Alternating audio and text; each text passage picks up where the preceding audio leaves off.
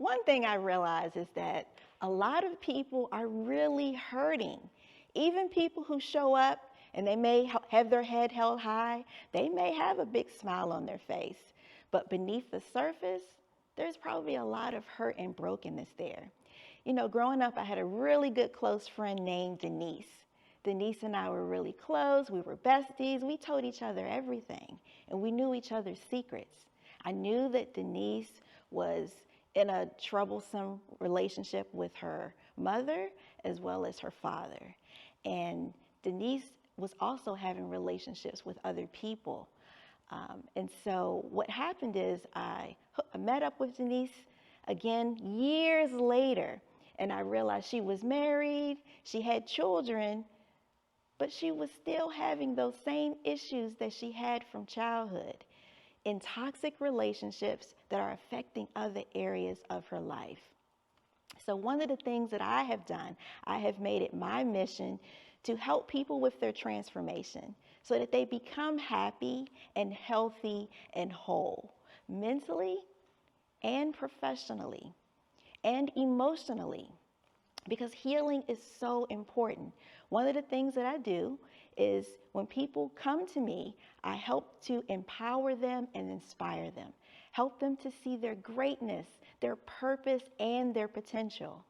I invite people to my platform. One of my platforms is the Dr. Rhonda Show Presents, where we invite different leaders, change agents, and people who themselves just have inspiring stories of how they became who they are.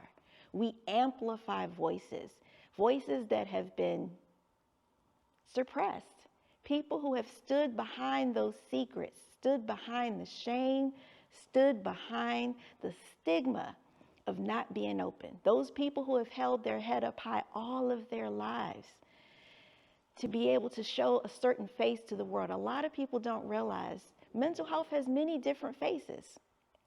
And it's important for us to show up as our authentic and real selves.